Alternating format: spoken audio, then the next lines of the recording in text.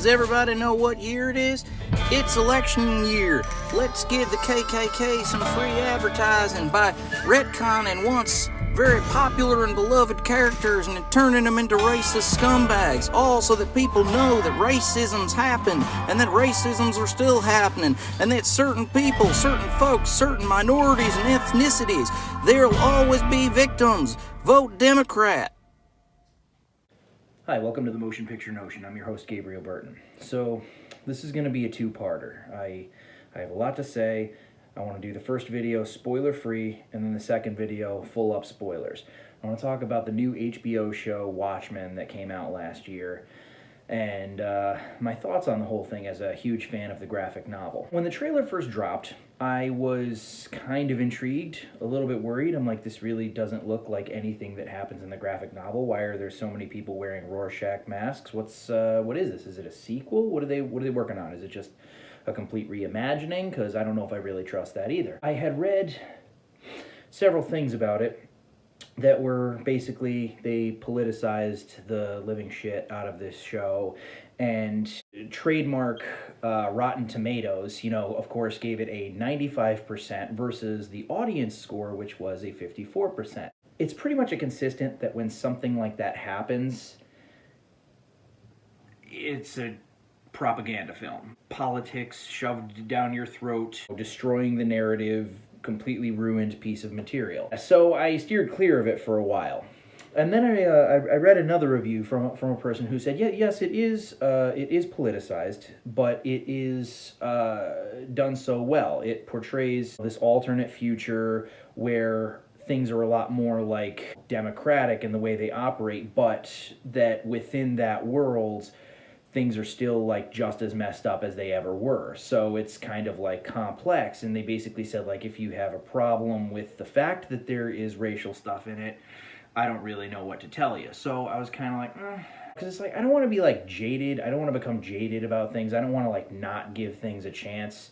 But the problem is I am a little bit jaded. I am getting kind of sick of once great works being completely butchered by this BS narrative that's been going on. But anyways, I was intrigued by what this person wrote, so I gave it a shot. I bought it on Google Play because renting it wasn't an option, and frankly, I'm not paying for frickin' HBO just so that I could watch it. So right off the bat, starts off very political. It's very kind of like racially, charged kind of a thing, but in a good way. It was poignant, and it was a good story, and it was complex, and it had characters that were interesting, and it doesn't give you too much right off the bat, so it's like something that kind of builds. I like a lot of the new characters. There's some old favorites that return.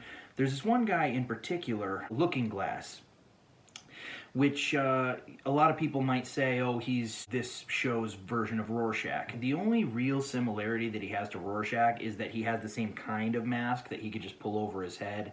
And as like a little nod to Rorschach, he eats cold beans right out of a can. But in terms of origin, motivation, personality, he's completely different. He was a very, very fascinating character, and kind of mirroring the graphic novel, you find out his backstory in the 5th episode. And honest to godly, that's the last good episode in my opinion. From episode 6 to 9, it just goes completely downhill. It gets lost in its self-righteous, politically motivated, it becomes like almost like preachy. And it's kind of annoying because it also contradicts itself.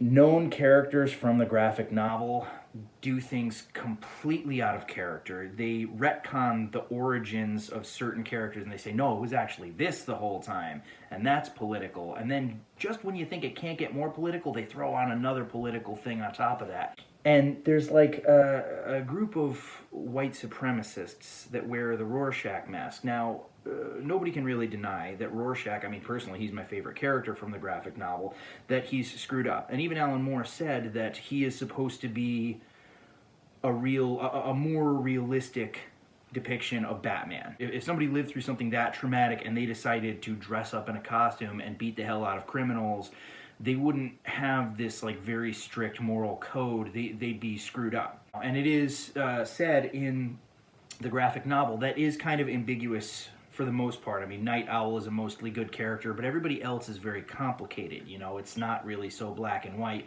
People have their points. I mean, it can be argued that what Ozymandias does save the world. And I mean, that's why actually most of the Watchmen decide to do what they do. You know, Rorschach is the one who is stuck to his principles. He's obsessed with the truth. But this show, like, kind of contradicts itself, because this white supremacist group, like, follows their readers and believers in Rorschach's journal, and they know that Ozymandias lied about this shit, and so they have this plot that they're looking to unfold, which is, don't get me wrong, not good, but they're running on the whole, like, the people should know this kind of thing. And it's kind of like, so the white supremacists have a point then? Or are you saying that Ozymandias did the right thing?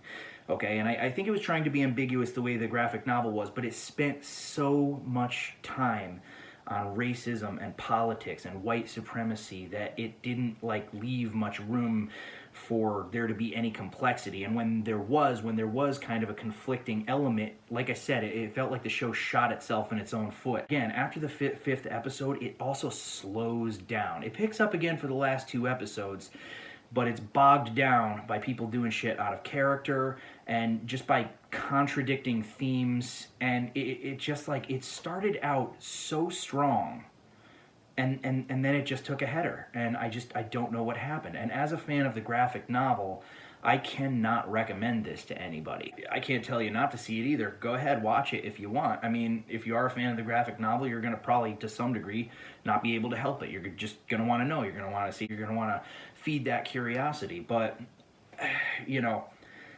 personally, I would wait until it's marked the hell down. Don't pay a lot for that. Get it on eBay or something if you can. Pick up a used copy of the season for, like, nothing in, like, 5 years or so. Don't give this show money. And I mean, not for nothing, it didn't get renewed for a season 2, so to me that's pretty telling. Again, dude, you know, when you go on Rotten Tomatoes and they give a movie like an A+, and people who make up the fan base of the source material give it like an F, it's very telling that it's going to be like a politically charged kind of disjointed nightmare that is very preachy. It's like, I don't want to be closed-minded like that. I don't want to be jaded like that. But from here on out, I think I'm really going to kind of, like, follow my gut on shit like that, because I'm kind of sick of getting disappointed. Next episode, I'll be talking about this in a little bit more depth with spoilers. So check that out if you've seen the series. If not, then don't. I don't know what to tell you, man. All right, that's all she wrote.